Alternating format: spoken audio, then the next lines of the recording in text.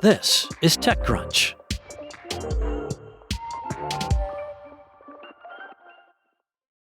After helping lead the lawsuit that bankrupted media firm Gawker, Aaron D'Souza says he saw something broken in the American media system.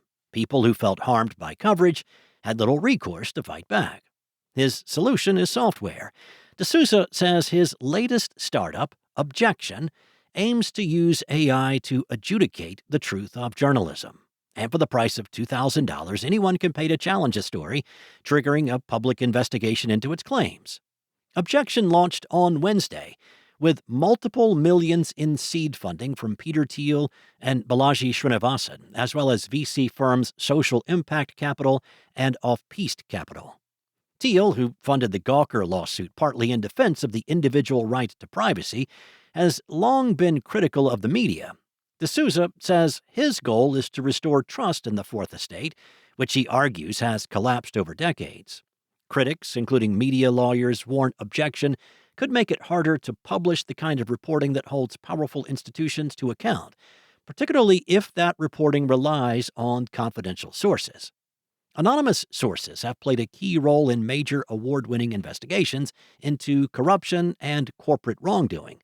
These are often people who are at risk of losing their jobs or facing other retaliation for sharing important information. It's the journalist's job, alongside their publication's editors, peers, and lawyers, to ensure that those sources are reliable and not acting out of pure malice, and to verify the information they provide.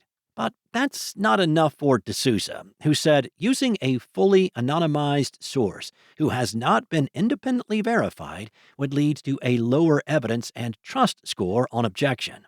Under the platform's rubric, primary records like regulatory filings and official emails carry the most weight, while anonymous whistleblower claims are ranked near the bottom. Now, those inputs are collected in part by a team of freelancers, former law enforcement agents and investigative journalists, and are ultimately fed into what Objection calls an honor index, a numerical score the company says reflects a reporter's integrity, accuracy, and track record. D'Souza told TechCrunch in an exclusive interview, protecting a source's information is a vital way of telling an important story, but there's an important power asymmetry there. The subject gets reported upon, but then there's no way to critique the source. His solution presents a lose-lose for journalists. Either divulge sensitive source information to Objection's cryptographic hash that determines if it's high-quality reporting, or face demerits for protecting sources who share important information at great personal risk. If technology like Objection takes off, it could chill whistleblowing, experts argue. Jane Kirtley, a lawyer and professor of media law and ethics at the University of Minnesota, says Objection fits into a long pattern of attacks that erode public trust in the press. She said, if the underlying theme is, here's yet another example of how the news media are lying to you, that's one more chink in the armor to help destroy public confidence in independent journalism. She added that journalists need to do their part to be as transparent as possible in their reporting. She pointed to existing journalistic standards like the Society of Professional Journalists Code of Ethics, which advises reporters to use anonymous sources only when there is no other way to obtain the information. She also cited long-standing industry practices like peer criticism and internal editorial review as built-in accountability methods. More broadly, she questioned whether Silicon Valley entrepreneurs who are not steeped in journalistic traditions are equipped to evaluate what serves the public interest. D'Souza says Objection is not an attempt to silence whistleblowers, saying it's an attempt to fact-check. It's the same as X's community notes, the wisdom of the crowd plus the power of technology to create new methods of truth-telling. When asked if Objection could make it harder for media to publish important stories holding power to account, he said, if it raises the standards of transparency and trust, that's a good thing. He calls Objection a trustless system with transparent methodology that relies on a jury of large language models from OpenAI, Anthropic, xAI, Mistral, and Google, prompted to act as average readers and evaluate evidence claim by claim. The company's chief technologist, ex-NASA and SpaceX engineer Kyle Grant Talbot, leads the technical development on the platform, which D'Souza says is designed to apply scientific rigor to disputes over facts. The proposal comes as AI systems themselves face scrutiny over bias, hallucinations, and transparency, all of which could complicate their use as arbiters of truth. While objection can be applied to any published content, including podcasts and social media, D'Souza's focus remains largely on legacy and written media outlets.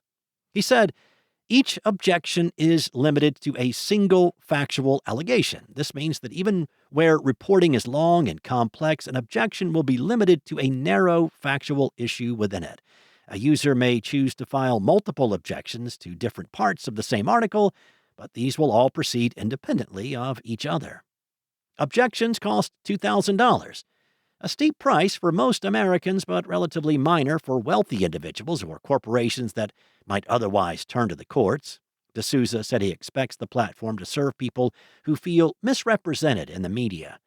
But critics note that those who are most able to use objection are likely to be the same powerful actors who already have other avenues to push back. Kirtley says, the fact that this is a pay-to-play kind of a system tells me that they are less concerned about providing helpful information for the general public and much more concerned with giving the already powerful a means to basically browbeat their journalistic opponents. First Amendment and defamation lawyer Chris Mattei was even more blunt, saying the platform seems like a high-tech protection racket for the rich and powerful. He added, at a time when so many try to obscure the truth, we should be encouraging whistleblowers with knowledge of wrongdoing. The purpose of this company seems to be the opposite. The system also only evaluates evidence submitted to it, including party submissions and material gathered by its investigators, raising questions about how it handles incomplete or undisclosed information, which is common in investigative reporting. When asked how he would prevent misuse, such as companies targeting unfavorable coverage or the system itself lacking sensitive evidence, D'Souza said journalists can submit their own evidence to protect their reputations. That effectively requires reporters to participate in a system that they did not opt into, one that could further put their credibility on the line. If they don't, the system may return an indeterminable result, potentially casting doubt on reporting that is accurate, but difficult to verify publicly. Even when objection finds no issue with the story, a companion feature called Fire Blanket can still introduce doubt about its credibility. The tool, currently active on X via platform APIs, flags disputed claims in real time by posting warnings, injecting the company's own under-investigation labels into public conversations while the claim is still under review. Eugene Volokh, a First Amendment scholar at UCLA, said the platform itself would not likely violate free speech protections, framing it instead as part of the broader ecosystem of criticism that surrounds journalism. He compared the concept to opposition research that's aimed at reporters instead of politicians, and dismissed the idea that it would have a chilling effect on whistleblowers.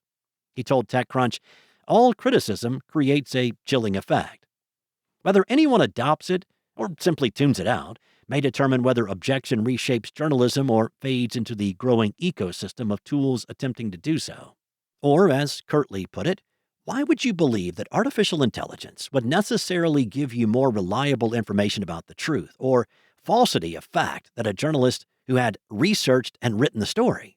I mean, why would you just assume that? I would not assume that at all. That's all for now. For more tech news, go to TechCrunch.com.